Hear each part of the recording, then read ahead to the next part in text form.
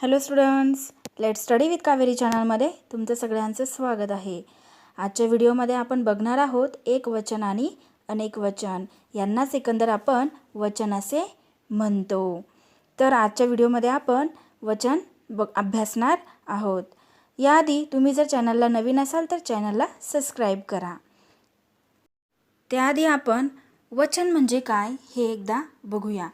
तर वस्तू एक आहे किंवा अनेक आहेत हे ज्यावरून कळते त्यास नामाचे वचन असे म्हणतो.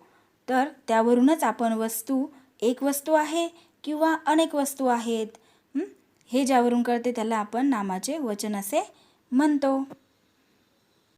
तर चला बघूया स्कॉलरशिप परीक्षेमध्ये वचन या विषयावर विचारण्यात आलेली काही प्रश्न. तर बघूया आपण प्रश्न पहिला. पुढीलपैकी निश्चितपणे एकवचनी नाम असलेला पर्याय ओळखा.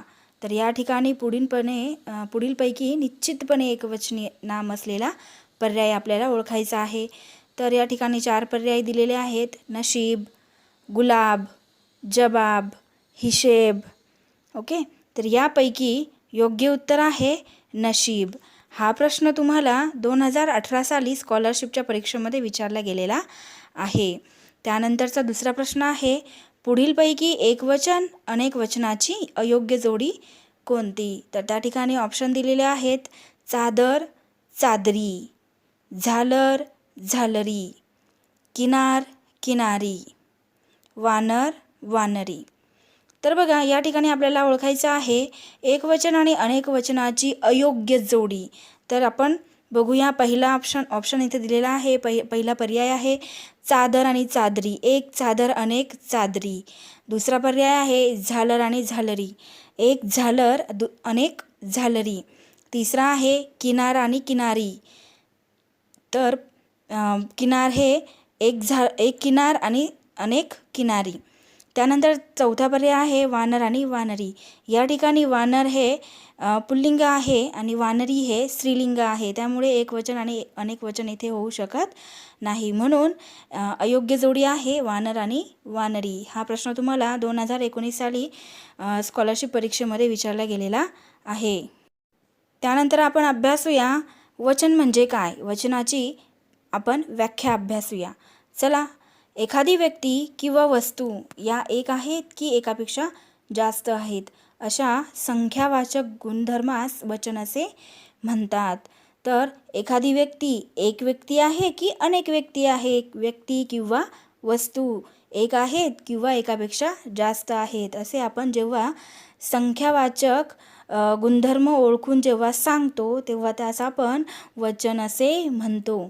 त्यानंतर आहेत वचनाचे 2 प्रकार पडतात. बघा, एक आहे एकवचन आणि दुसरा आहे अनेक वचन. तर चला बघूया एकवचन म्हणजे काय. एकवचनाची इथे व्याख्या दिलेली आहे, तर ती आधी आपण अभ्यासूया.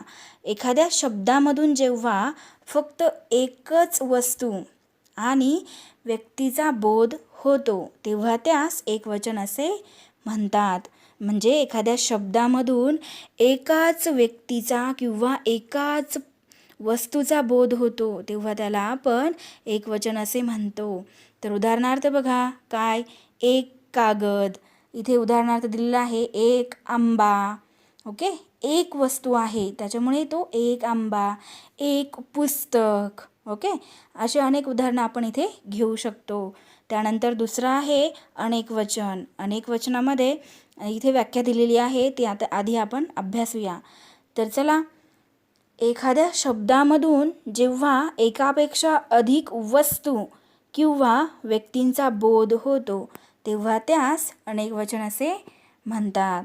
तर बघा, एखाद्या शब्दामधून जेव्हा एकापेक्षा अधिक वस्तू किंवा व्यक्तींचा बोध होतो म्हणजे तिथे एकापेक्षा जास्त वस्तू आणि एकापेक्षा जास्त व्यक्ती आहेत असा जेव्हा आपल्याला बोध होतो तेव्हा आपण त्याला अनेक वचन असे म्हणतो. आता बघा, एक वचनामध्ये आपण उदाहरण बघितलं आहे एक आंबा. तर अनेक वचनामध्ये खूप सारे आंबे. ओके, म्हणजेच अनेक आंबे. अनेक वचनामध्ये असणार आहे त्याचं अनेक वचन आंबे. आंबा एक वचन, आंबे अनेक वचन. ओके, त्यानंतर आपण दुसरं उदाहरण घेऊ शकतो एक पुस्तक, अनेक पुस्तके. ओके, या पद्धतीने आपण बघितले. तर असेही काही एकवचन आणि अनेकवचन शब्द असतात की ज्यांचे एकवचन आणि अनेकवचन दोन्ही पण सारखेच असतात. तर असे शब्द आपण आता अभ्यासूया. तर या ठिकाणी बघा, एकवचनमध्ये दिलेलं आहे कवी, तर त्याचं अनेकवचन पण काय असणार आहे? कवी. म्हणजेच असे काही शब्द असतात की ज्यांचे एकवचन आणि अनेकवचन दोन्हीही समान असतात, सारखेच असतात. तर चला आपण बघूया कोणते कोणते ते शब्द आहे. तुम्ही लक्षपूर्वक ऐका. पहिलं आहे कवी, कवी. कन्या, कन्या. उंदीर, उंदीर. हार, हार. हत्ती, हत्ती. संत, संत. सिंह, सिंह. सभा, सभा. शाळा, शाळा. करुणा, करुणा. विद्यार्थी, विद्यार्थी. वीणा, वीणा. सफरचंद, सफरचंद. विद्या, विद्या. लेखक, लेखक. रुमाल, रुमाल. त्यानंतर आहे निरोप, निरोप. चमत्कार, चमत्कार. मोती, मोती. रिक्षा, रिक्षा. Pen, pen. Rubber, rubber. ढग, ढग. ग्रंथ, ग्रंथ. विचार, विचार. कल्पना, कल्पना. आकांक्षा, आकांक्षा. भीती, भीती. हुशार, हुशार. अलंकार, अलंकार. हात, हात. पाय, पाय. त्यानंतर आहेत भाषा, भाषा. बैल, बैल. पूजा, पूजा. पाय, पाय. पक्षी, पक्षी. पलंग, पलंग. न्हावी, न्हावी. देश, देश. देव, देव. दिशा, दिशा. दगड, दगड. तेली, तेली. चेंडू, चेंडू. चीकू, चीकू. चहा, चहा. केस, केस. तर अशा पद्धतीने आपण एकवचन आणि अनेकवचन सारखेच असणारे शब्द बघितलेले आहेत. आता आपण एकवचन आणि अनेकवचन वेगवेगळे असलेले शब्द बघूया. तर चला बघूया. तर या ठिकाणी अनेकवचन आणि एकवचन वेगवेगळे असणारे शब्द दिलेले आहेत, तर ते आपण अभ्यासणार आहोत. चला बघूया. माणूस, माणसे. एक माणूस, अनेक माणसे. एक बाई, अनेक बायका. एक चांदणी, अनेक चांदण्या. एक खून, अनेक खुणा. एक काटा, अनेक काटे. एक आकृती, अनेक आकृत्या. एक कोल्हा, अनेक कोल्हे. एक आंबा, अनेक आंबे.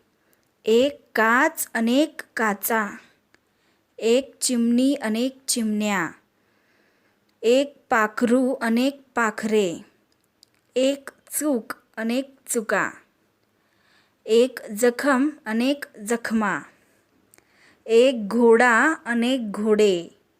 एक खुर्ची अनेक खुर्च्या, एक तारीख अनेक तारखा, एक दरवाजा अनेक दरवाजे, एक नदी अनेक नद्या, एक पुस्तक अनेक पुस्तके, एक पडदा अनेक पडदे, एक पंख अनेक पंखे, एक फळ अनेक फळे, एक फूल अनेक फुले, एक बंदूक अनेक बंदुकी, एक मळा अनेक मळे, एक बगीचा अनेक बगीचे, एक मासा अनेक मासे. तर भाकरी अनेकवचन भाकऱ्या, एकवचन भिंत अनेकवचन भिंती, एकवचन मगर अनेकवचन मगरी, मुलगा मुले, एक मुलगी अनेक मुली, एक रस्ता अनेक रस्ते, एक राजा अनेक राजे, एक रेडा अनेक रेडे, एक रांग अनेक रांगा, एक वही अनेक वह्या, एक वाडी अनेक वाड्या, एक वात एक वाती अनेक वाती, एक विहीर अनेक विहिरी, एक वीट अनेक विटा, एक वेळ वेळा, एक शिडी अनेक शिड्या, एक ससा अनेक ससे, एक हाक अनेक हाका, एक कांदा अनेक कांदे, एक गळा अनेक गळे, एक गोठा अनेक गोठे, एक कायदा अनेक कायदे, एक किनारा अनेक किनारे, एक कोपरा अनेक कोपरे, एक कुत्रा अनेक कुत्रे, एक खड्डा अनेक खड्डे, एक खांदा अनेक खांदे, एक डोळा अनेक डोळे, एक नक्षत्र अनेक नक्षत्रे, एक पीस अनेक पिसे, एक गोष्ट अनेक गोष्टी, एक शिष्यवृत्ती अनेक शिष्यवृत्त्या, एक मनसुबा अनेक मनसुबे, एक वन अनेक वने, एक चूल अनेक चुली, एक रीत अनेक रीती, एक निशाण अनेक निशाणे, एक एट एक एटी, एक झेंडा अनेक झेंडे, एक ओवी अनेक ओव्या, एक उत्तर अनेक उत्तरे, एक चूक अनेक चुका, एक दुरुस्ती अनेक दुरुस्त्या, एक आठवण अनेक आठवणी, एक बशी अनेक बशा, एक बांगडी अनेक बांगड्या, एक सायकल अनेक सायकली, एक पेन्सिल अनेक पेन्सिली, एक उभा अनेक उभे, एकवचन पत्र अनेकवचन पत्रे, दागिना दागिने, हाड हाडे, गाय गाई, अंगठी अंगठ्या. अशा पद्धतीने आपण एकवचन आणि अनेकवचन अभ्यासले आहे. त्यानंतर अभ्यासूया पुरुषवाचक नामासमोर राव, बुवा, पंत, महाराज, भाऊ, तात्या इत्यादी शब्द व स्त्रीवाचक नामासमोर बाई, ताई, अक्का असे शब्द लावल्यास त्याचे अनेकवचन होते. म्हणजेच काय, एखादी व्यक्ती आदरणीय असेल तेव्हा आपण त्यांच्या नावाच्या आधी किंवा नावाच्या नंतर अनेकवचनाचे म्हणजे अनेकवचन लावतो, म्हणजे आदरणीय शब्द लावतो. म्हणजेच काय, आता उदाहरणार्थ घेऊया. संत तुकारामांनी, शिवाजी महाराजांनी, ओके, शिवाजी महाराजांनी आता या ठिकाणी काही शब्द दिलेले आहेत ते आपण बघूया एकवचन आणि अनेक वचनाचे.